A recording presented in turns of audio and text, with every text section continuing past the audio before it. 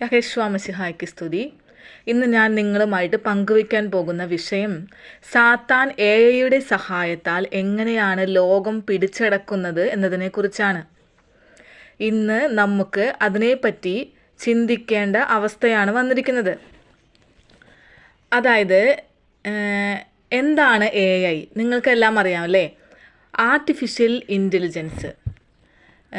അതൊരിക്കലും നാച്ചുറൽ അല്ല. നമ്മൾ ചിന്തിച്ചു നോക്കിയേ, ആദ്യം നമ്മൾ ഉറക്കമുണർന്നിട്ടുണ്ടെങ്കിൽ എന്താ നമ്മൾ എടുക്കുക? നമ്മുടെ ഫോണായിരിക്കും അല്ലേ. ഉറങ്ങുന്ന സമയത്തും എഴുന്നേൽക്കുന്ന സമയത്തും ആദ്യം നമ്മൾ നോക്കുന്നത് നമ്മുടെ ഫോണിലേക്കാണ്. ഈ AI-ക്ക്, അതായത് ആർട്ടിഫിഷ്യൽ ഇൻ്റലിജൻസിന് ഒരുപാട് ഗുണങ്ങളുണ്ട്, അതുപോലെ തന്നെ ദോഷങ്ങളും ഉണ്ട്. ഇത് എങ്ങനെയാണ് ഇന്ന് നമ്മുടെ ജീവിതത്തിൽ ദോഷകരമായിട്ട് ഭവിക്കാൻ പോകുന്നത് എന്നതിനെക്കുറിച്ചാണ് ഞാൻ ഇന്ന് നിങ്ങളുമായിട്ട് പറയുന്നത്. അതായത് ഇന്ന് ഇപ്പോൾ ഡോക്ടേഴ്സിന് അവരുടെ ജനിതക ഘടന നോക്കി വരെ മരുന്ന് പ്രിസ്ക്രൈബ് ചെയ്യാൻ സാധിക്കും AI-യുടെ സഹായത്താൽ. പ്രിസ്ക്രൈബ് ചെയ്യാനായിട്ട് പണ്ടൊക്കെ അവർ റെഫർ ചെയ്തിരുന്നതാണ്, ഓരോ ബുക്സിലും അവിടെയൊക്കെ പോയി റെഫർ ചെയ്യണമായിരുന്നു. ഇപ്പോൾ അവർക്ക് അതിൻ്റെ ഒന്നും ആവശ്യമില്ല.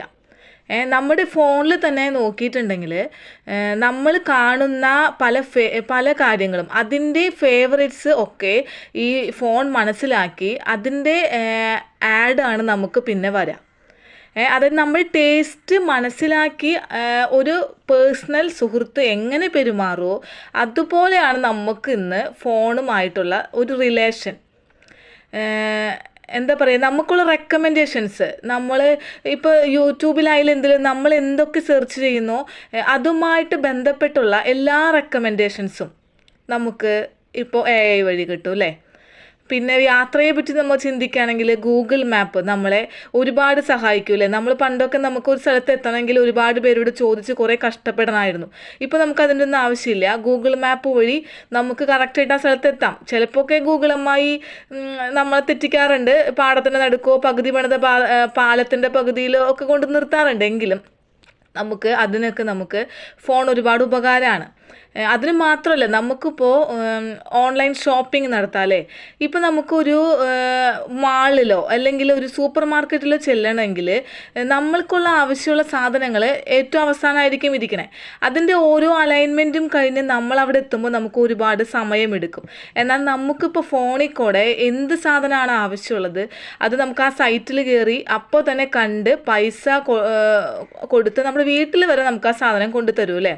പക്ഷെ നിങ്ങളൊന്നും ഓർക്കണം, ആ സാധനം ഒരിക്കലും നമുക്ക് അതിൻ്റെ ഫോട്ടോ കാണാമെന്നല്ലാണ്ട് അതൊരിക്കലും നാച്ചുറൽ അല്ല അല്ലേ. അതൊരു വെർച്വലായിട്ടുള്ളൊരു ഇമാജിനറി ആണ്. നമുക്കത് തൊട്ട് ഫീൽ ചെയ്തെടുക്കുന്നതും നമ്മൾ അല്ലാതെ പടം കണ്ടെടുക്കുന്നതും ചിലപ്പോൾ നമ്മൾ വിചാരിക്കുന്ന സാധനമായിരിക്കില്ല നമ്മുടെ കയ്യിലെത്തുക. അങ്ങനെ അപ്പോൾ അങ്ങനെ ഒരു വെർഷൻ ഉണ്ട്. പിന്നെ ചില AI-കൾ പാട്ട് പാടും, ഡാൻസ് കളിക്കും. പിന്നെ എന്താ പറയുക, അതായത് ഒരു മനുഷ്യന് എന്തൊക്കെ ജോലി ചെയ്യാൻ സാധിക്കുമോ അതിനേക്കാൾ അപ്പുറം സമയം ലാഭിച്ചുകൊണ്ട് ഒരുപാട് നേട്ടങ്ങൾ നമുക്ക് AI വഴി കണ്ടെത്താനായിട്ട് സാധിച്ചിട്ടുണ്ട്. പിന്നെ നിങ്ങൾ this person does not exist എന്ന ഒരു സൈറ്റ് ഉണ്ട്. ആ സൈറ്റിൽ കയറിയിട്ടുണ്ടെങ്കിൽ നിങ്ങളിപ്പോൾ ഈ കാണുന്ന ഈ ചിത്രങ്ങളും ഫോട്ടോസൊക്കെ ഉണ്ടല്ലോ, അതൊന്നും ഒരിക്കലും ഒറിജിനൽ അല്ല. അതൊക്കെ ഈ AI ഉണ്ടാക്കിയേക്കുന്നതാണ്. പക്ഷെ നമുക്കത് കണ്ടാൽ എന്താ തോന്നുക, അത് ഒറിജിനൽ ആണെന്ന് അല്ലേ. അതുപോലെ നിങ്ങൾ AI ഹ്യൂമൻ ഇവാലുവേഷൻ എന്ന് നിങ്ങൾ അടിച്ചു നോക്കി, അപ്പം നമുക്ക് കാണാൻ സാധിക്കും. ശാസ്ത്രം പറയുന്നത് നമ്മളൊക്കെ കുരങ്ങനിൽ നിന്ന് വന്നതാണെന്നാണല്ലോ. അപ്പം അത് കുരങ്ങനിൽ നിന്ന് വന്ന് നമ്മളുടെ ഘടനയിൽ മാറ്റം വന്ന് ഇന്നത്തെ മനുഷ്യനായി നിൽക്കുന്നതും, ഭാവിയിൽ മനുഷ്യൻ ഇങ്ങനെ മാറി മാറി എന്താ പറയുക, ഒരു യന്ത്ര മനുഷ്യനെ പോലെ ആയിട്ട് അതൊരു നിറയെ വയറുകളൊക്കെ നിറഞ്ഞ ഒരു ഘടനയിലെത്തുന്നതും അത് അങ്ങനെ നശിച്ചു പോകുന്നതും നശിച്ചു പോകുന്നതൊക്കെയാണ് നമുക്ക് ആ ഒരു സൈറ്റിൽ കയറി കാണാൻ സാധിക്കുന്നത്. നമ്മളെ എന്താക്കി എടുക്കുന്നു, സാത്താൻ്റെ ലക്ഷ്യം എന്താണ്, നമ്മളൊരു യാന്ത്രികമാക്കി ഏറ്റെടുത്ത് നമ്മൾ നശിപ്പിക്കുക, അതാണ് അതിൽ കാണാൻ സാധിക്കുക. അപ്പം അങ്ങനെ. പിന്നെ ഒരു ഫുഡ് കഴിക്കണമെങ്കിൽ അല്ലേ, നമുക്ക് ഇഷ്ടമുള്ള ഫുഡ് നമുക്ക് അടിച്ച് നോക്കാം. അത് ഉള്ള റെസ്റ്റോറൻറ്റ് അതിൽ കാണിക്കും. എന്തിനു പറയണോ, ആ ഫുഡ് നമുക്ക് നിമിഷ നേരത്തിൽ നമ്മുടെ കൺമുമ്പിൽ വരെ അവർ എത്തിച്ചു തരും. ഇങ്ങനെ എന്തൊക്കെ കാര്യങ്ങൾ അല്ലേ AI വഴി നമുക്ക് സാധിക്കുന്നു. ഇതെല്ലാം ഞാൻ സമ്മതിക്കുന്നു. ഇപ്പോൾ ഒരു പുതിയ വെർഷൻ ഇറങ്ങിയിട്ടുണ്ട്. അതാണ് ഞാൻ നിങ്ങളുമായിട്ട് സംസാരിക്കുന്ന വിഷയം. അതാണ് സെൽഫ് അവെയർ AI. അതായത് എല്ലാം മനസ്സിലാക്കി ചെയ്യുന്ന ഒരു AI. ചുരുക്കത്തിൽ പറഞ്ഞാൽ മനുഷ്യൻ എങ്ങനെയാണോ ഒരു കാര്യം മനസ്സിലാക്കി എടുക്കുന്നത് അതുപോലെ തന്നെ ഈ AIക്ക് കാര്യങ്ങൾ മനസ്സിലാക്കിയെടുക്കാൻ സാധിക്കും. അപ്പോൾ അതിനെക്കുറിച്ചാണ് ഞാൻ നിങ്ങളോട് സംസാരിക്കുന്നത്. കുറേ ഗുണങ്ങളുണ്ടെങ്കിലും ഇതിന് ഒരുപാട് ദോഷമുണ്ട്. അത് നമ്മൾ ഈ കാലഘട്ടത്തിൽ അറിയണം. അറിഞ്ഞില്ല എങ്കിൽ നമ്മൾ സാത്താൻ്റെ കെണിയിൽ വീണു പോകാൻ ചാൻസ് ഉണ്ട്. ഈ AI 20-ാം നൂറ്റാണ്ടിൻ്റെ തുടക്കത്തിലാണ് വന്നത്.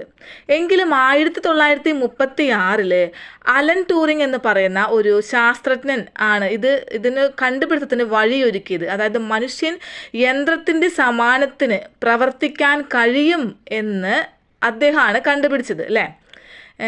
ഇതെല്ലാം അവസാനിച്ചു. ഇപ്പോൾ നമ്മൾ എത്തി നിൽക്കുന്ന ഈ സമയം എന്ന് പറയുന്നത് ഞാനിപ്പോൾ പറഞ്ഞ ഈ സെൽഫ് അവെയർ AI ആ ഒരു ടേണിംഗ് പോയിന്റിലാണ്. അതാണ് ഒരു വലിയ ആപത്തിലേക്ക് ഇനി നമ്മളെ നയിക്കാൻ പോകുന്നത്. അതായത് ഞാൻ നിങ്ങളോടൊരു വാർത്ത പറയാം. നിങ്ങൾ പലരും അറിഞ്ഞിട്ടുണ്ടാകും. അതായത് സ്വിറ്റ്സർലൻഡിലെ ലൂസേൺ എന്ന സ്ഥലത്ത് സെൻറ്റ് പീറ്റേഴ്സ് ചാപ്പലിൽ അവരൊരു യേശുവായുടെ AI അങ്ങനൊരു വെർഷൻ അവരുണ്ടാക്കി അവിടെ വെച്ചിട്ടുണ്ട്. അതിനോട് നമുക്ക് മനുഷ്യർക്ക് സംസാരിക്കാം, കുമ്പസാരിക്കാം. അതിനവർ വിളിക്കുന്നത് ഡിയൂസ് ഇൻ മെഷീൻ എന്നാണ്. അതായത് അതിൻ്റെ അർത്ഥം ലോഡ് ഇൻ മെഷീൻ, ദൈവം മെഷീനിൽ ഉണ്ട് എന്ന്. അതിന് അവർ കുറേ പോസിറ്റീവുകൾ പറയുന്നുണ്ട്. അതായത് മനുഷ്യരായ ഒരു പാസ്റ്ററിനോ ഒരു അച്ഛനോ എന്താ പറയുക, ഒരു ഹ്യൂമാൻ എന്ന നിലയ്ക്ക് ഒരുപാട് പരിമിതികളുണ്ട് അല്ലേ. അപ്പം അങ്ങനെ വരുമ്പോൾ നമുക്കൊരു വിഷമം നേരിടുന്ന ഒരവസ്ഥയിൽ പെട്ടെന്നൊരു ആത്മീയ സപ്പോർട്ട് കിട്ടാനായിട്ട് നമുക്ക് അവരെ കിട്ടുകയില്ലാത്ത ആ സമയത്താണ് നമുക്ക് ഈ ടെക്നോളജി ഉപയോഗിക്കാമെന്ന്. ഈ ടെക്നോളജി ഉപയോഗിച്ച് നമുക്ക് ഏത് നിമിഷം എപ്പോൾ ഏത് പാതിരാത്രിയിൽ വേണമെങ്കിലും നമുക്ക് ആത്മീയ സപ്പോർട്ട് എടുക്കാം എന്നൊക്കെയാണ് ഈ AIനെ കണ്ടുപിടിച്ചവർ അവകാശപ്പെടുന്നത്. അപ്പോൾ ബൈബിളിൽ ഇതിന് ഒരു ട്രെയിനിങ്, അതായത് ഇപ്പോൾ ഈ AIക്ക് ബൈബിളിൽ ഒരു ട്രെയിനിങ് കൊടുത്തിട്ടുണ്ടാവും. അവർ ബൈബിൾ ഇന്നതാണ് എന്നൊക്കെ ഫീഡ് ചെയ്ത് വെച്ചിട്ടുണ്ടാവും. അതോടൊപ്പം തന്നെ ആ AIനെ അത് രൂപീകരിക്കുന്ന ആ ആളുടെ മനസ്സിലുള്ള കുറേ കാര്യങ്ങളും കൂടെ അതിൽ കയറ്റി വെച്ചിട്ടുണ്ടാവും. അപ്പോൾ അതും കൂടെ ഫീഡ് ചെയ്തിട്ടാണ് ആ AI ഇരിക്കുന്നത്. ഇപ്പോൾ കുമ്പസാരിക്കാൻ വേണ്ടിയിട്ട് ആ പള്ളിയിൽ ആ AIനോട് ചെല്ലുന്ന ആൾക്കാർ വളരെ ഹാപ്പിയാണ്. അവിടെ പോയിരുന്ന ഒരാളുടെ ഒരു ഇൻ്റർവ്യൂ ഞാൻ കണ്ടു, വളരെ ഹാപ്പിയാണ്. ഞാൻ ഇതിനെപ്പറ്റി സംസാരിച്ചപ്പോൾ ഫ്രണ്ട്സിനോട് വെറുതെ സംസാരിച്ചപ്പോൾ അതിൽ 1-2 ഫ്രണ്ട്സും കൂടെ പറയണം അത് നല്ല കാര്യമാണല്ലോ. ഇപ്പോഴാണെങ്കിൽ സഭയിൽ തല്ലാണ്, അച്ഛന്മാർ തമ്മിൽ തല്ലുകൂടുന്നു, ആകെ സഭ അടിച്ച് പൊളി. അപ്പം മനുഷ്യരുടെ വിശ്വാസമൊക്കെ നഷ്ടപ്പെട്ട ഏകദേശം അവസ്ഥയിലാണ് നിൽക്കുന്നത്. അപ്പോൾ അവർ ചിന്തിക്കുമ്പോൾ എന്തിനാ ഈ അച്ഛന്മാരുടെ അടുത്തേക്ക് പോകണേ, ഇങ്ങനെ അത് നല്ല കാര്യമാണല്ലോ എന്നാണ് അവർ പറയണത്. ഇത് നല്ല കാര്യമാണല്ലോ, അതൊക്കെ ഇവിടെ വന്നായിരുന്നെങ്കിൽ നന്നായിരുന്നു, നമ്മൾ ഈ അച്ഛന്മാരുടെ അടുത്തേക്ക് പോകണ്ടല്ലോ എന്ന്. അവരങ്ങനെ സംസാരിച്ചപ്പോഴാണ് ദൈവമേ നമ്മൾ പോകുന്ന ഈ തെറ്റ് എത്രയോ ഭയാനകമാണ് എന്ന് ഞാൻ ചിന്തിച്ചത്. അതിനെപ്പറ്റി ഒന്ന് സെർച്ച് ചെയ്ത് എനിക്കൊരു വിഷയം നിങ്ങളോട് സംസാരിക്കണമെന്ന് ചിന്തിക്കാൻ തന്നെ കാരണം ഈ AIയുടെ അടുക്കലേക്ക് കുമ്പസാരിക്കാൻ പോകുന്ന എല്ലാവരും ഭയങ്കര ഹാപ്പിയാണ്. അവർക്ക് ആവശ്യമുണ്ടോ അത് അവർക്ക് കിട്ടുന്നു. അതായത് പേഴ്സണലൈസ് ആയിട്ട് സംസാരിക്കും. നമ്മൾ നമ്മുടെ പാപങ്ങളോ കാര്യങ്ങളോ ഏറ്റുപറയുമ്പോൾ നമ്മളുടെ സ്വഭാവം വരെ മനസ്സിലാക്കിയിട്ട് ആണ് അവർ ബൈബിള് ആധാരമാക്കിയിട്ട് നമ്മളോട് സംസാരിക്കുന്നത്. പിന്നെ ഭാഷ, 100-ലധികം ഭാഷ അതിന് സംസാരിക്കാൻ കഴിയും. അപ്പോൾ അങ്ങനെ വരുമ്പോൾ അതിൻ്റെ അടുത്ത് സംസാരിച്ച് വിഷമം പറയാൻ പോകുന്ന ഒരു മനുഷ്യന് ആ ഒരു AI യഥാർത്ഥത്തിൽ ദൈവം തന്നെയാണ്. ദൈവത്തിൻ്റെ മഹത്വം ആ AIയിലേക്ക് കിടന്ന് വന്നിരിക്കുന്നു എന്നുള്ള ഒരു വെർച്വലായിട്ടുള്ള ചിന്തയിലേക്കാണ് മനുഷ്യൻ വരുന്നത്. അത് അപകടമാണ്. എന്താണ് ആർട്ടിഫിഷ്യൽ ഇൻ്റലിജൻസ് എന്നാൽ നിങ്ങൾക്ക് തന്നെ മനസ്സിലാക്കാൻ സാധിക്കൂലേ. അതൊരു കൃത്രിമ ബുദ്ധിയാണ്, ഒരിക്കലും അത് നാച്ചുറൽ അല്ല. ഇപ്പോൾ ഒരു പെൺകുട്ടി ഈ AIനോട് കുമ്പസാരിക്കാൻ ചെല്ലുമ്പോൾ പറയാണ് അബോർഷൻ ചെയ്യാമോ അല്ലെങ്കിൽ ഡൈവേഴ്സ് ചെയ്യാമോ എന്ന് ചോദിക്കുകയാണ്. അപ്പോൾ അങ്ങനെ വരുമ്പോൾ ആ AIക്ക് എന്താണോ ഫീഡ് ചെയ്ത് വെച്ചേക്കണത്, ചിലപ്പോൾ അതിൽ ഫീഡ് ചെയ്ത് വെച്ചേക്കണത് ആ രാജ്യത്തെ നിയമം കൂടി കണക്കിലെടുത്തിട്ടായിരിക്കാം. അപ്പോൾ അബോർഷൻ ചെയ്യാം അല്ലെങ്കിൽ ഡൈവേഴ്സ് ചെയ്യാമെന്ന് ഉള്ള നിയമം ഉള്ള ഒരു രാജ്യത്തെ ആ AIക്ക് ബൈബിളും ഇതും കൂടെ മിക്സ്ഡ് ആക്കിയിട്ടാണ് അതിനകത്തേക്ക് ഇൻപുട്ട് ചെയ്ത് വെച്ചിരിക്കുന്നത് എങ്കിൽ ആ AI എന്തായിരിക്കും ഉപദേശം കൊടുക്കുക? അബോർഷൻ ചെയ്യാം, കുഴപ്പമില്ല എന്നായിരിക്കും. മനസ്സിലായോ? അപ്പോൾ അതൊരിക്കലും ഒറിജിനൽ അല്ല, അതൊരു വെർച്വലാണ്. നമ്മൾ തെറ്റിലേക്ക് കൊണ്ടുപോകാനായിട്ട് സാധ്യത എന്നല്ല, പോകുന്ന തരത്തിൽ തന്നെയുള്ള ഒരു AI ആണ് ഇങ്ങനെ സെൽഫ് അവയർനെസ് ആയിട്ടുള്ള ഒരു AI ഇപ്പോൾ രൂപാന്തരപ്പെട്ടിരിക്കുന്നത്. മനസ്സിലായി? എന്നാൽ നമ്മുടെ സഹായി ആരാണ്? നമ്മുടെ സഹായി ഗൈഡൻസ് ആരായിരിക്കണം? പരിശുദ്ധാത്മാവായിരിക്കണം. ഞാൻ ഇനി ബൈബിളിൽ നിന്നാണ് നിങ്ങളോട് സംസാരിക്കാൻ പോകുന്നത്. യോഹന്നാന്റെ സുവിശേഷം 14:16 എന്താ പറഞ്ഞിരിക്കുന്നത്? ഞാൻ പിതാവിനോട് അപേക്ഷിക്കുകയും നിങ്ങളോട് കൂടെ ആയിരിക്കുവാൻ മറ്റൊരു സഹായകനെ, സത്യത്തിൻ്റെ ആത്മാവിനെ അവിടുന്ന് നിങ്ങൾക്ക് തരുകയും ചെയ്യുമെന്നാണ്. അല്ലേ? സത്യത്തിൻ്റെ ആത്മാവ്, ആ പരിശുദ്ധാത്മാവ്, അത് കിട്ടാൻ കുറച്ച് ബുദ്ധിമുട്ടാണ്, സമയം കുറച്ച് കൊടുക്കണം അല്ലേ? ഇന്നത്തെ മാതിരി എളുപ്പമല്ല. ഇനി യോഹന്നാന്റെ സുവിശേഷം 16:13 പറയുന്നു, സത്യാത്മാവ് വരുമ്പോൾ അവിടുന്ന് നിങ്ങൾ സത്യത്തിൻ്റെ പൂർണ്ണതയിലേക്ക് നയിക്കും.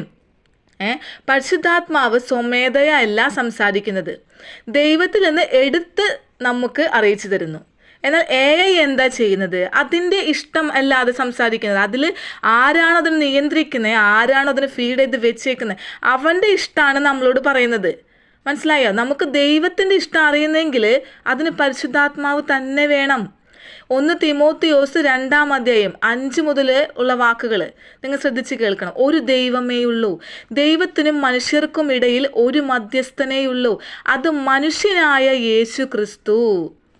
മനസ്സിലായ? അതായത് മനുഷ്യനായ യേശു ക്രിസ്തു. അവിടെ മനുഷ്യനെന്ന് അവിടെ ഉച്ചരിക്കുന്നുണ്ടല്ലേ, ദൈവമായ യേശു ക്രിസ്തു എന്നല്ല. അതെന്തുകൊണ്ടാണ്? ഞാൻ മുൻപൊരു വീഡിയോ ഇട്ടിരുന്നു അല്ലേ, യേശുവ ഭൂമിയിൽ ജീവിച്ചിരുന്നപ്പോൾ ദൈവമായിരുന്നില്ല, മനുഷ്യനായിരുന്നു എന്ന് പറഞ്ഞുകൊണ്ട്. അപ്പം അത് ഒരുപാട് പ്രശ്നങ്ങൾ ഉണ്ടാക്കി എനിക്ക്. ഒരുപാട് പേര് ഞാനായിട്ട് അവർ സംസാരിച്ച് അടികൂടാനൊക്കെ വന്നായിരുന്നു. പക്ഷേ അതാണ് സത്യം. അത് നിങ്ങൾക്ക് ഒന്ന് ജസ്റ്റ് പരിശുദ്ധാത്മാവിൻ്റെ സഹായത്താൽ ചിന്തിച്ച് നോക്കി നിങ്ങൾക്ക് മനസ്സിലാകാവുന്നതേ ഉള്ളൂ. മനുഷ്യനായി വന്നാലേ യഹോശുവ മെശിഹായ്ക്ക് നമ്മെ വിധിക്കാൻ സാധിക്കുള്ളൂ. കാരണം എന്താ? ദൈവമായിരുന്നു കൊണ്ട് മനുഷ്യനായ നമ്മെ അവസാനം വിധിക്കാൻ സാധിക്കില്ല. നമ്മൾ പറയില്ലേ, ദൈവം അങ്ങ് ഞങ്ങൾക്ക് തന്നിട്ടുള്ള 10 കൽപ്പനകൾ അതികഠിനമാണ്, അതനുസരിച്ച് ജീവിക്കാൻ ഞങ്ങൾക്ക് സാധിക്കില്ല എന്ന് പറയുമ്പോൾ ദൈവമായിരുന്നു കൊണ്ട് പറ്റില്ല, അത് നിങ്ങൾക്ക് അതനുസരിച്ച് ജീവിക്കാൻ സാധിക്കും എന്ന് പറയാൻ പറ്റില്ലല്ലോ. അപ്പോൾ ദൈവം മനുഷ്യനായിട്ട് പൂർണ്ണ യഹൂദനായിട്ട് വന്ന് 10 കൽപ്പന പ്രകാരം എങ്ങനെ ജീവിക്കാം എന്ന് നമ്മെ പഠിപ്പിച്ചു തരികയാണ് ചെയ്തത്. അങ്ങനെ വരുമ്പോഴാണ് അവസാനം യഹോശുവ മെശിഹായ്ക്ക് വന്ന് നമ്മെ വിധിക്കാൻ സാധിക്കുള്ളൂ. കാരണം എന്താ? യഹോശുവ മെശിഹ മനുഷ്യനായി ഭൂമിയിൽ വന്നിരുന്നതാണ്, ഈ 10 പ്രമാണങ്ങളും അനുസരിച്ച് ജീവിച്ചതാണ്. അപ്പോൾ നമ്മളെ വിധിക്കാൻ സാധിക്കും. നിങ്ങളത് മനസ്സിലാക്കണം പ്രിയരെ. അതായത് ഒന്നും കൂടി ക്ലിയർ ആയിട്ട് ഞാൻ പറയാം. അതായത് ദാവീദിൻ്റെ 51-ാമത്തെ സങ്കീർത്തനത്തിൽ എന്താ പറയുന്നത്? അങ്ങയുടെ പരിശുദ്ധാത്മാവിനെ എന്നിൽ നിന്ന് എടുത്തു കളയരുതേ. അതായത് ഒരു സ്ഥിരമായ ആത്മാവിനെ അവരെന്ന് ആഗ്രഹിച്ചിരുന്നു, ഒരു പരിശുദ്ധാത്മാവിൻ്റെ ഗൈഡൻസ് അവർ ആഗ്രഹിച്ചിരുന്നു. അന്നത്തെ മനുഷ്യർ പരിശുദ്ധാത്മാവിൻ്റെ ഗൈഡൻസ് ഇല്ലാതിരുന്നത് കൊണ്ടാണ് ഒരു കഷ്ടം വരുമ്പോൾ അവർ ദൈവത്തിൻ്റെ കൽപ്പനകൾ കഠിനമാണ് എന്ന് പറഞ്ഞുകൊണ്ട് അവർ പിന്തിരിഞ്ഞു ഓടിയത്.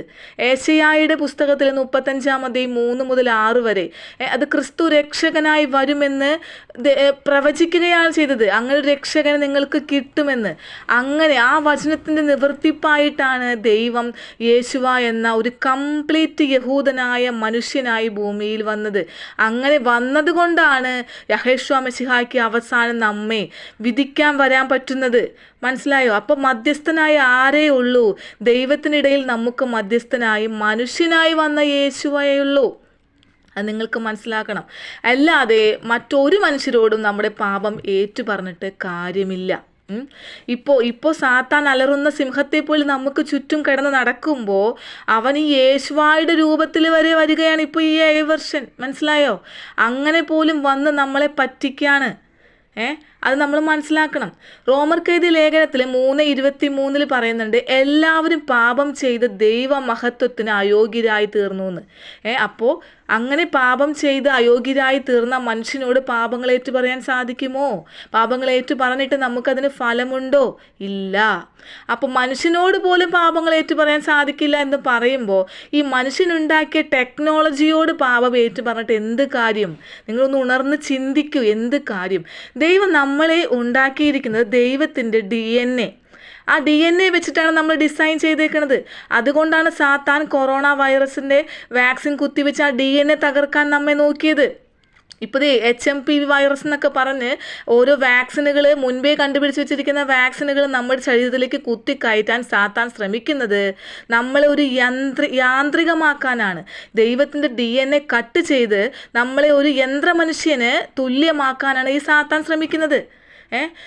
പ്രിയ സഹോദരൻ, നമ്മുടെ ജീവിതത്തിൽ എന്തെങ്കിലുമൊക്കെ അനുഭവിക്കുന്ന ആ ഒരു യഥാർത്ഥമായ ആ ജീവിതാനുഭവങ്ങളിൽ, ആ വിഷമങ്ങളിൽ നമ്മൾ എന്താ ചെയ്യേണ്ടത്? പരിപൂർണമായി ദൈവത്തെ ആശ്രയിക്കുകയാണ് ചെയ്യേണ്ടത്.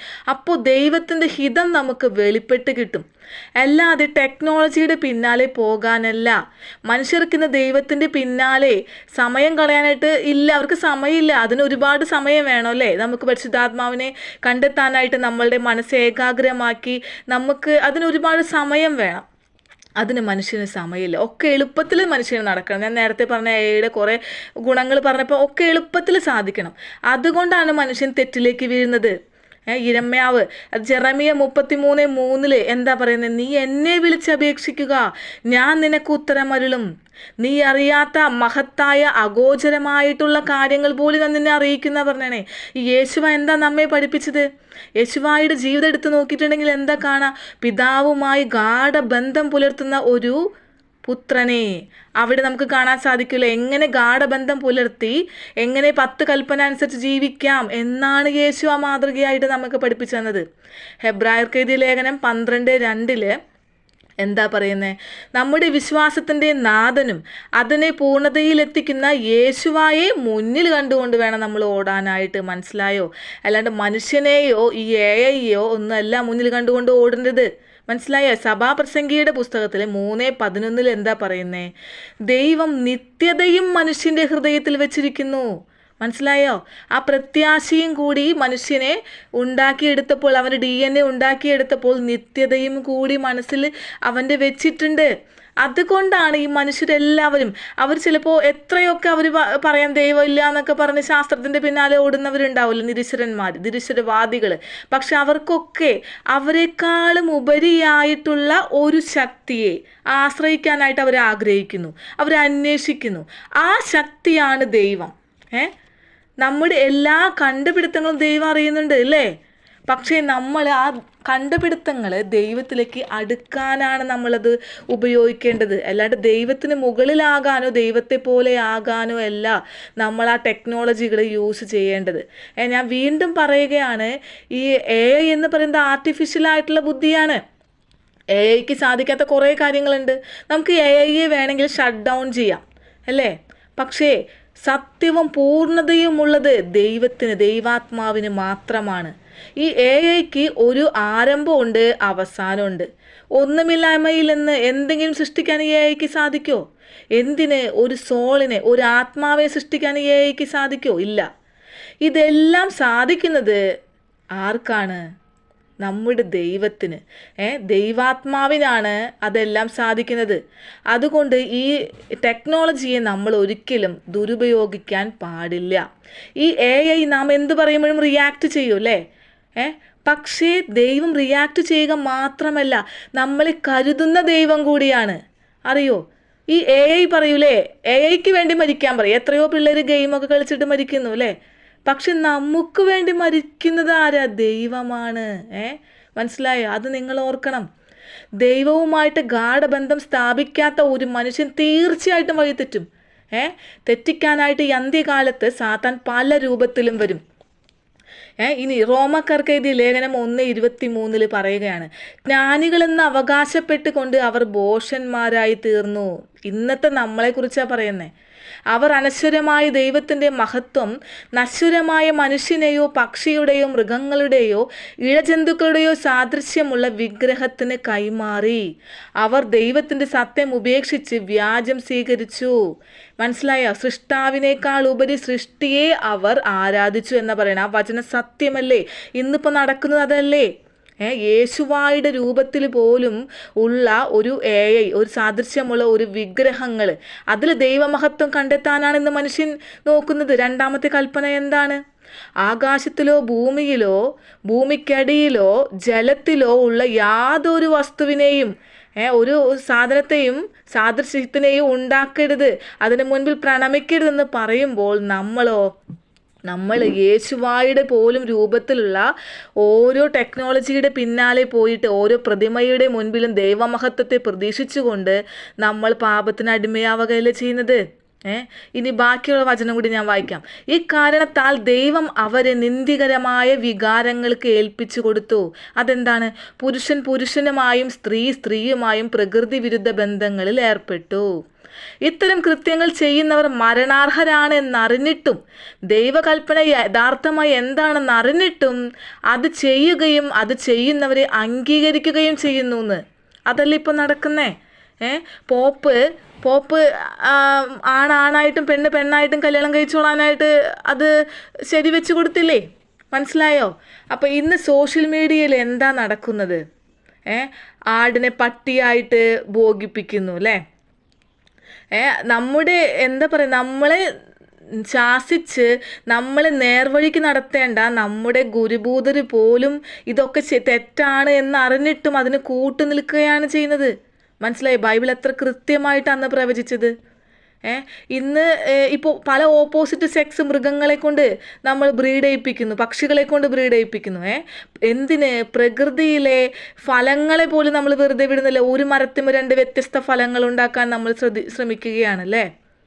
അപ്പോൾ എവിടെ എത്തി മനുഷ്യൻ? പല പരീക്ഷണങ്ങളും ഇതുപോലെ കണ്ടെത്തി ഇപ്പം എന്തുണ്ടായി? ദൈവം മനുഷ്യനെ ആണും പെണ്ണുമായിട്ടാണ് സൃഷ്ടിച്ചത്. എന്നാൽ പുതിയൊരു വർഗം, ശിഖണ്ഡി എന്ന വർഗത്തെ മനുഷ്യനാണ് സൃഷ്ടിച്ചത്. അവൻ പല പരീക്ഷണങ്ങളും ചെയ്ത് പല വാക്സിനുകളും കുത്തിവെച്ച് ശിഖണ്ഡി അതുപോലെ മന്ദബുദ്ധികൾ എല്ലാം ഉണ്ടാകുന്നത് ഇപ്പം മനുഷ്യനുണ്ടാക്കിയത്, അതും ദൈവം ഉണ്ടാക്കിയതല്ല. ഇമ്മ്യൂണിറ്റി തരുമെന്ന് പറഞ്ഞ് പല വാക്സിനുകളും നമ്മളിൽ കുത്തിവെച്ച് പുതിയ രോഗങ്ങൾ കണ്ടുപിടിക്കുകയല്ലേ ചെയ്യുന്നേ. ഒന്ന് ഓർക്കണം, ശാസ്ത്രം വലുതാകുമ്പോൾ ശരിക്കും എന്താ വേണ്ടേ? രോഗങ്ങൾ കുറയല്ലേ വേണ്ടേ? എന്നാൽ ഇന്ന് എന്താ ലോകത്തിൻ്റെ അവസ്ഥ? രോഗങ്ങൾ കൂടുകയാണ് ചെയ്യുന്നത്. ഇമ്മ്യൂണിറ്റിൻ്റെ പവർ കൂട്ടി സോദോം ഗൊമോറ പോലെയായി. അതായത് സെക്സുകളിലുള്ളവരിലുള്ള ആകർഷണത്വം കൂടിക്കൊണ്ടിരിക്കുകയാണ് ഇപ്പോൾ. ദൈവം പ്രകൃതിയുടെ ഇമ്മ്യൂണിറ്റിയാണ് നമ്മളെ പഠിപ്പിച്ചെന്നത്. എന്നാൽ ശാസ്ത്രം ഇമ്മ്യൂണിറ്റി പവർ കൂട്ടാൻ വേണ്ടി പല വാക്സിനുകൾ, ഇപ്പോൾ ഞങ്ങൾ തന്നെ ഇപ്പോൾ ഒരു ഈ TB ഒക്കെ നിർമ്മാർജ്ജനം ചെയ്തതായിരുന്നു. പക്ഷെ ഇപ്പോൾ കണ്ടിന്യൂസ് ആയിട്ട് ഒരുപാട് TB റിപ്പോർട്ട് ചെയ്യുന്നേ. മനസ്സിലായോ? അപ്പോൾ ഈ വാക്സിനൊക്കെ എടുത്തിട്ട് എന്ത് കാര്യമുണ്ട്? നിങ്ങളൊന്ന് ചിന്തിച്ച് നോക്കണം. അവർ നമ്മളെ അവരുടെ ടാർഗറ്റിലേക്ക് കൊണ്ടുപോവാണ് ചെയ്യുന്നത്. ഇപ്പോൾ LGBT ആണ് ലോകം ഭരിക്കുന്നത്. മനസ്സിലായോ? ഈ വാക്സിനൊക്കെ കുത്തിവെച്ച് ഇപ്പോൾ LGBT ആണ് നമ്മളെ രോഗം ഭരിച്ചുകൊണ്ടിരിക്കുന്നത്. അവർക്ക് നിറയെ സ്കൂളുകളാണ്. ആ സ്കൂളുകളിൽ കുഞ്ഞു മക്കളെ പോലെ അവർ തെറ്റുകൾ പഠിപ്പിക്കുകയാണ്. ഓപ്പറേഷൻ ചെയ്ത് ആണ് പെണ്ണാവുന്നു, പെണ്ണ് ആണാകുന്നു. ഇതിനൊക്കെ പോപ്പ് വരെയും സപ്പോർട്ടാണ്. നിങ്ങൾ ചിന്തിച്ച് നോക്കൂ നമ്മുടെ ലോകം പോണ പോക്ക്. റോമർക്കെഴുതിയ ലേഖനം 8:20 സൃഷ്ടപ്രപഞ്ചം ദൈവമക്കളുടെ വെളിപ്പെടുത്തലിനെ ആകാംക്ഷയോടെ കാത്തിരിക്കുന്നു, പക്ഷേ അത് വ്യർത്ഥതയ്ക്ക് അടിമപ്പെട്ടിരിക്കുന്നു. മനസ്സിലായി? ആ വാക്ക് വ്യർത്ഥത എന്താ അതിൻ്റെ അർത്ഥം? സമസ്ത സൃഷ്ടികളും ആദം മുതൽ ഇന്ന് വരെയുള്ള എല്ലാ സൃഷ്ടികളും ഈറ്റുനോവ് അനുഭവിച്ചുകൊണ്ടിരിക്കുകയാണ്. എന്തിനു വേണ്ടിയിട്ട്? ദൈവമക്കളുടെ അനൗൺസ്മെൻ്റ് ഉണ്ടാവാൻ പോവുകയാണ്. അതിന് വേണ്ടിയിട്ട് അല്ലേ? അവസാനം യഹോശുവ മശിഹ വരുന്നതും കാത്ത് ആ വിധിക്ക് വേണ്ടിയിട്ട് അവർ എല്ലാവരും കാത്തിരിക്കുകയാണ്. എന്നാൽ അത് വ്യർത്ഥതയ്ക്ക് അടിമപ്പെട്ടിരിക്കുന്നെന്ന സുവിശേഷം പറയുന്നേ. അതായത് പലരും വഴി തെറ്റിച്ച് ദൈവം വരുമ്പോൾ വിശ്വാസമുള്ളവനായ ആരെങ്കിലും കാണുമോ? ദൈവം ചോദിക്കുകയാണ്, ആര് കാണും? സ്ഥിരതയോടുകൂടി കാത്തിരിക്കാൻ, ദൈവത്തെ കാത്തിരിക്കാൻ, തെറ്റുശരിയും മനസ്സിലാക്കാൻ ആർക്ക് സാധിക്കും? അത് ഏയ്ക്കല്ല സാധിക്കുക. അതിനാണ് പരിശുദ്ധാത്മാവിൻ്റെ സഹായം നമുക്ക് ആവശ്യം. നന്മയും തിന്മയും തിരിച്ചറിഞ്ഞ് ദൈവം വരുന്ന ആ സമയവും പരിശുദ്ധാത്മാവിൻ്റെ ആ ഒരു കറക്റ്റായിട്ടുള്ള ആ ഒരു ഇൻപുട്ട് അത് കിട്ടാനായിട്ട് നിശ്ചയമായും പരിശുദ്ധാത്മാവിൻ്റെ സഹായമാണ് ആവശ്യമുള്ളത്. അതിനൊരിക്കലും ഒരു AIക്ക് സാധിക്കില്ല. പട്ടിയെ ആടാക്കുന്ന കാലമാണ് ഇപ്പോൾ ഇന്ന് സോഷ്യൽ മീഡിയ മൊത്തം. നിങ്ങൾ ചിന്തിച്ച് നോക്കി. നമ്മളെല്ലാം വിശ്വസിച്ചിരുന്നത് എന്തായിരുന്നു? ചന്ദ്രനിലെ മനുഷ്യൻ കാലുകുത്തിയെന്ന് അല്ലേ? പക്ഷേ ഈ സാഹചര്യത്തിൽ ടെക്നോളജി ഇത്രയും വളർന്നേക്കാണ്. ഇലോൺ മാസ്ക് സാറ്റലൈറ്റ് വഴി ഇൻ്റർനെറ്റ് വരെ കൊണ്ടുവന്നു അല്ലേ? പക്ഷെ ഇന്ന് ചന്ദ്രനിൽ പോകാൻ മനുഷ്യർക്ക് സാധിക്കുന്നില്ല. അതെന്തുകൊണ്ടാണ്? നിങ്ങൾ ചിന്തിച്ച് നോക്കി. അന്നൊരു ഫോട്ടോ കാണിച്ച് നമ്മളെ പറ്റിച്ചു അല്ലേ? ഇന്നത് പറ്റിക്കാൻ പറ്റില്ല. കാരണം സോഷ്യൽ മീഡിയ ഒരുപാട് വളർന്നു, അവർ വിവരം അറിയിക്കും അങ്ങനെയൊക്കെ പഠിച്ചിട്ടുണ്ടെങ്കിൽ. അപ്പോൾ യാതൊരു ടെക്നോളജിയും ഇല്ലാതിരുന്ന കാലത്ത് ചന്ദ്രനിൽ പോയെന്ന് പറഞ്ഞ് നമ്മളെ വിശ്വസിപ്പിച്ച് പറ്റിക്കാൻ പറ്റിയെങ്കിൽ ഇന്ന് എന്തൊക്കെ അവർക്ക് ചെയ്യാൻ സാധിക്കും? ഇപ്പോൾ കാലിഫോർണിയ കത്തി അമരുകയാണ് തീ, അല്ലേ? ഒരു അവർക്ക് ഇപ്പോൾ ടെക്നോളജി വെച്ച് തീ ഉണ്ടാക്കാൻ സാധിക്കും. ആർട്ടിഫിഷ്യൽ മഴ ഉണ്ടാക്കാൻ സാധിക്കില്ല. എന്നിട്ട് അത് തീ അണയ്ക്കാൻ സാധിക്കാത്ത? ക്ലൈമറ്റ് ചേഞ്ച് ഉണ്ടാക്കാൻ സാധിക്കും. ബ്ലൂ ബീം വഴി ആകാശത്ത് യേശു പ്രത്യക്ഷപ്പെട്ടു, മറിയം പ്രത്യക്ഷപ്പെട്ടു എന്നൊക്കെ പറഞ്ഞാൽ എന്തൊക്കെ കാണിച്ചു കൂട്ടണേ? ഇതൊക്കെ സാധിക്കും അല്ലേ? പക്ഷേ ഒരു ആത്മാവിനെ, ഒരു സോളിനെ ഉണ്ടാക്കാൻ സാധിക്കുമോ? ഒരിക്കലും സാധിക്കില്ല. യേശു സ്വർഗാരോഹണം ചെയ്തപ്പോൾ നമ്മോട് എന്താ പറഞ്ഞത്? യുഗാന്തം വരെ ഞാൻ നിങ്ങളുടെ കൂടെ ഉണ്ടായിരിക്കും, ഇമ്മാനുവേൽ. ആരുടെ രൂപത്തിൽ? പരിശുദ്ധാത്മാവിൻ്റെ രൂപത്തിലുണ്ടായിരിക്കും എന്നാ പറഞ്ഞത്. നമ്മുടെ ബലഹീനതകളിൽ നമ്മെ സഹായിക്കുന്നത് ആത്മാവാണ്. ബൈബിളിൽ പറയും നമുക്ക് വേണ്ട വിധം പ്രാർത്ഥിക്കേണ്ടതെന്ന് അറിയില്ല ചിലപ്പോൾ, അല്ലേ? എന്നാൽ അവാച്യമായ നെടുവീർപ്പുകളാൽ ആത്മാവ് തന്നെ നമുക്ക് വേണ്ടി മാധ്യസ്ഥം വഹിക്കുമെന്ന വചനങ്ങൾ പറയുന്നത്. ഹൃദയം പരിശോധിക്കുന്നവൻ ആത്മാവിൻ്റെ ഇംഗിതം ഗ്രഹിക്കുന്നു. എന്തെന്നാൽ ആത്മാവ് ദൈവഹിതം അനുസരിച്ചാണ് വിശുദ്ധർക്ക് വേണ്ടി മാധ്യസ്ഥം അപേക്ഷിക്കുന്നത്. മനസ്സിലായോ? അവിടുന്ന് മുൻകൂട്ടി അറിഞ്ഞവർ തൻ്റെ പുത്രനോട് അനുരൂപരാക്കാൻ നിശ്ചയിച്ചു. അതായത് അവിടുന്ന് മുൻകൂട്ടി അറിഞ്ഞിട്ടുണ്ട്. ആരെ? നമ്മെ. താൻ മുൻകൂട്ടി നിശ്ചയിച്ചവരെ അവിടുന്ന് വിളിച്ചു. മനസ്സിലായോ? നമ്മളെ വിളിച്ചു. ഇനി വിളിച്ചവരെ നീതീകരിക്കണം. നീതീകരിച്ചവരെയാണ് മഹത്വപ്പെടുത്തുമെന്ന് ബൈബിളിൽ പറയുന്നത്. അതായത് മഹത്വപ്പെടുത്തുന്നതിന് മുൻപ് ഉള്ള കുറച്ച് പ്രൊസീജിയറുകളാണ് ഞാനിപ്പോൾ പറഞ്ഞത്. എന്തൊക്കെയാണ്? നമുക്ക് ദൈവത്തിൻ്റെ ശബ്ദം മനസ്സിലാവണം. ആ ശബ്ദം തിരിച്ചറിഞ്ഞ് നമ്മൾ ചെല്ലണം ഇടയൻ്റെ അടുത്തേക്ക്. അപ്പോൾ അങ്ങനെ ആണ് നമ്മൾ വിളിക്കുന്നത്. ഇനി വിളിച്ചു കഴിഞ്ഞാൽ നമ്മൾ നീതീകരിക്കണം. നീതീകരിക്കണമെങ്കിൽ ഒരുപാട് സഹനത്തിൽ കൂടി നമ്മെ കടത്തിവിടണം. സഹിച്ചാണ് നമ്മൾ നീതീകരിപ്പിക്കാൻ ശ്രമിക്കുക. അങ്ങനെയൊക്കെ നീതീകരിപ്പിച്ചാൽ മാത്രമേ മഹത്വപ്പെടുത്താൻ സാധിക്കുകയുള്ളൂ ദൈവത്തിന്. ഇതുപോലെ തന്നെ ദൈവം ഇങ്ങനെ ചെയ്യുന്ന പോലെ തന്നെ സാത്താൻ ഒരുപാട് പ്രൊസീജിയറുകളുണ്ട്. സാത്താൻ നമ്മെ അടയാളം ഇട്ട് മാറ്റി വയ്ക്കുന്നു. അതെങ്ങനെ? 666 ആണ് സാത്താൻ്റെ അടയാളം. ദൈവത്തിൻ്റെ അടയാളം 7-ാം ദിവസം ശബാത്ത് ആചരിക്കണം എന്നാണെങ്കിൽ ഈ 6-ൽ കിടന്നിങ്ങനെ വട്ടം കറങ്ങുന്ന അവൻ്റെ അടയാളം 666 ആണ്. അവൻ പല രൂപത്തിലും ഈ 666 നമ്മുടെ ഇടയിലേക്ക് കൊണ്ടുവരും. അതിന് കർത്താവ് നമുക്ക് പല ക്ലൂവും തന്നിട്ടുണ്ട് മനസ്സിലാക്കാൻ. അത് പരിശുദ്ധാത്മാവ് വഴിയേ നമുക്ക് മനസ്സിലാക്കാൻ പറ്റുള്ളൂ. അല്ലാണ്ട് ഒരു AI-യുടെ കൃത്രിമത്വത്തിന് അത് മനസ്സിലാക്കാൻ സാധിക്കില്ല. സത്യം എന്നത് ഒരു വികൃതമായ മുഖയാണ്. അത് ഗ്രഹിക്കാൻ പാടുപെടും, എളുപ്പമല്ല. അത് വെളിപ്പെടാൻ വേണ്ടി നമ്മൾ കാത്തിരിക്കണം. മനസ്സിലായോ? പ്രശ്നവും ഉണ്ടാവും, കഷ്ടവും ഉണ്ടാവും. അത് രണ്ടും രണ്ടാണ്. പ്രശ്നങ്ങൾ പരീക്ഷണങ്ങളാണ്. ആ പരീക്ഷണങ്ങളെ പ്രതിരോധിച്ച് ഫൈറ്റ് ചെയ്ത് നമ്മൾ കീഴടക്കണം. എന്നാൽ കഷ്ടങ്ങൾ വരുമ്പോഴോ നമ്മൾ ദുഃഖിച്ചിരിക്കാതെ നമ്മൾ അതിൽ സന്തോഷിക്കുകയാണ് വേണ്ട പ്രിയരെ. മനസ്സിലായോ? അപ്പം ഞാൻ പറഞ്ഞു വന്നത് ഈ AI-യുടെ പുതിയ വേർഷനെ കുറിച്ച്. അത് നമ്മളെ വഴിതെറ്റിക്കാൻ എത്ര ശ്രമിച്ചാലും നമുക്ക് അതിന് നമ്മൾ അടിമയായി കൊടുക്കാൻ പാടില്ല. ഈ സാത്താൻ്റെ എല്ലാ പരീക്ഷണങ്ങളും ജയിക്കണമെങ്കിൽ പരിശുദ്ധാത്മാവിനെ മുറുകെ പിടിക്കണം. ബൈബിൾ എന്നത് എവിടെയോ നടന്ന വെറും ഒരു കഥയല്ല. അത് നിങ്ങൾ മനസ്സിലാക്കണം. ജീവൻ്റെ രഹസ്യമാണ്. ഒരു 24 മണിക്കൂർ നിനക്ക് തന്നിട്ട് നീ 24 മണിക്കൂർ നിൻ്റെ ഉദരത്തിൻ്റെ പൂർണ്ണതയ്ക്ക് വേണ്ടി ഭക്ഷണത്തിന് വേണ്ടി ഓടുമ്പോൾ 1 മണിക്കൂറെങ്കിലും ഉണർന്നിരുന്ന് പ്രാർത്ഥിച്ചൂടെ എന്ന് കർത്താവ് ചോദിക്കണം. ദൈവത്തെ അന്വേഷിച്ചൂടെ എന്ന്. ശരീരത്തിന് നിങ്ങൾ ആഹാരം കൊടുക്കുമ്പോൾ ആത്മാവിന് നിങ്ങൾ ആഹാരം കൊടുക്കണ്ടേ? പ്രകൃതി ഉണരുന്നതിന് മുൻപ് നീ സൃഷ്ടാവിനോട് ഗുഡ് മോർണിംഗ് പറയണം. മനസ്സിലായോ? എങ്കിലാണ് എണ്ണ തീരാത്ത ആ 5 കന്യകകളെ പോലെ നമുക്കാവാൻ സാധിക്കൂ. ആ എണ്ണ തീരാത്ത 5 കന്യകകൾ നമ്മുടെ ശരീരമാണ്. നമുക്ക് ക്ഷീണം ഉണ്ടാകാം, അതൊക്കെ കർത്താവിന് അറിയാം. പക്ഷേ നമ്മൾ ദൈവത്തിന് സമയം കൊടുക്കണം. അത് നമ്മുടെ സമയമാണ് ദൈവത്തിന് കൊടുക്കണ്ടേ. അത് കൊടുക്കാത്ത ആൾ യഹോവ മശിഹ വരുന്ന തിരിച്ചറിയാൻ സാധിക്കില്ല. തെറ്റും പാപവും ഒക്കെ ഈ ലോകത്തിൽ ഇങ്ങനെ നടമാടിക്കൊണ്ടിരിക്കും. അതൊന്നും ഗൗനിക്കേണ്ട, നീ ശ്രദ്ധിക്കേണ്ട, അതിനെ ഭയക്കേണ്ട. ദൈവത്തെ കണ്ടുകൊണ്ട് ഓടണം. അല്ലാണ്ട് മനുഷ്യനെ നോക്കി നടക്കല്ലേ. ലോകത്തിൻ്റെ വഴിക്ക് പൊക്കോട്ടെ. കാരണം ലോകം അങ്ങനെ പോയിക്കൊണ്ടിരിക്കും. ലോകത്തിൻ്റെ ദൈവം ഞാൻ എപ്പോഴും പറയാറില്ലേ, സാത്താനാണ്. അപ്പം നമ്മൾ ലോകത്തിൻ്റെ വഴിക്കല്ല പോകേണ്ടത്, നമ്മൾ തിരിഞ്ഞു നടക്കുക ചെയ്യേണ്ടത്. ഒരുപാട് സഹിക്കേണ്ടി വരും. അവിടെ തീപിടുത്തം, അവിടെ വെള്ളപ്പൊക്കം എന്നൊക്കെ നിങ്ങൾ കേൾക്കും. ഇതൊന്നും കേട്ട് നിങ്ങൾ പേടിക്കണ്ട. ഈ ശബാത്ത് ആചരിക്കുന്നത് എന്തിനാണ് നമ്മളത് നിത്യരാജ്യത്തിന് വേണ്ടി അല്ലേ? എന്നാൽ അത് നിത്യരാജ്യത്തിന് വേണ്ടി മാത്രമല്ല നമ്മൾ ശബാത്ത് ആചരിക്കുന്നത്, നമ്മുടെ ആത്മാവിൻ്റെ രക്ഷയ്ക്ക് കൂടി വേണ്ടിയാണ്. അതിന് ആത്മാവിന് നമ്മൾ പ്രാക്ടീസ് ചെയ്യണം. യേശുവ അവസാനമായപ്പോൾ എന്താ ശിഷ്യന്മാരോട് പറഞ്ഞത്? നിങ്ങൾ ഉണർന്നിരുന്ന് പ്രാർത്ഥിക്കുവിനെന്നാണ്. നമ്മുടെ ലക്ഷ്യം കർത്താവ് യഹോവ മിശിഹാ വരുന്നത് തിരിച്ചറിയണം അല്ലേ? ആ തിരിച്ചറിയണം നമ്മൾക്ക് മനസ്സിലാകണമെങ്കിൽ ആത്മാവുമായിട്ട് ഒരു ഗാഢബന്ധമുണ്ടായിരിക്കണം നമുക്ക്. എന്നാൽ നമ്മൾക്ക് നിത്യതയിലേക്ക് പോകാൻ സാധിക്കൂ. അതിന് ഉണർവ് ആവശ്യമുണ്ട്. ശരീരം ഉറങ്ങും, പക്ഷെ ആത്മാവ് ഒരിക്കലും ഉറങ്ങാറില്ല എന്നാ പറയണേ. ഈ ഉണർവും ബുദ്ധിയും ജ്ഞാനവും എല്ലാം കിട്ടുന്നത് ദൈവഭയത്തിൽ നിന്നാണ്. ദൈവഭയവും സ്നേഹവും രണ്ടാണ്. ഈ ദൈവഭയത്തിൽ നിന്നാണ് നമുക്ക് സ്നേഹം ഉണ്ടാവേണ്ടത്, മനസ്സിലായി? പക്ഷെ ഇന്ന് മനുഷ്യൻ സാത്താനെയാണ് ഭയപ്പെടുന്നത്, ദൈവത്തെയല്ല.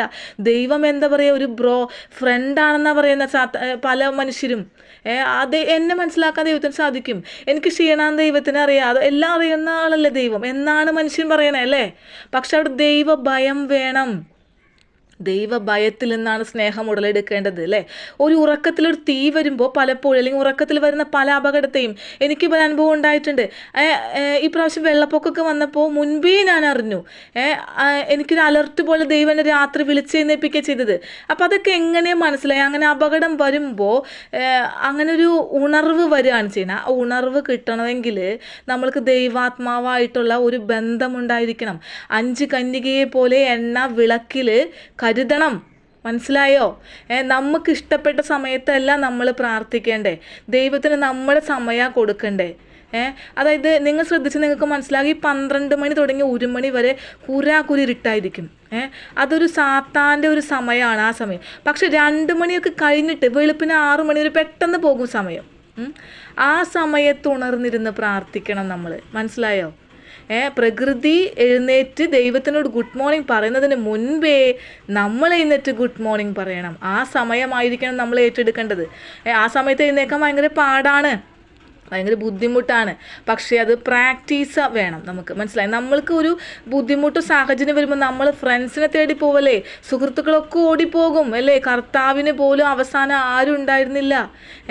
അപ്പോൾ സുഹൃത്തുക്കളൊന്നും ഉണ്ടാവില്ല. ആ ബുദ്ധിമുട്ടുകളും സാഹചര്യങ്ങളും വരുമ്പോൾ നമ്മുടെ കൈക്ക് പിടിച്ച് നടത്തേണ്ടത് നമ്മുടെ പരിശുദ്ധാത്മാവായിരിക്കണം, നമ്മുടെ ദൈവമായിരിക്കണം, മനസ്സിലായോ?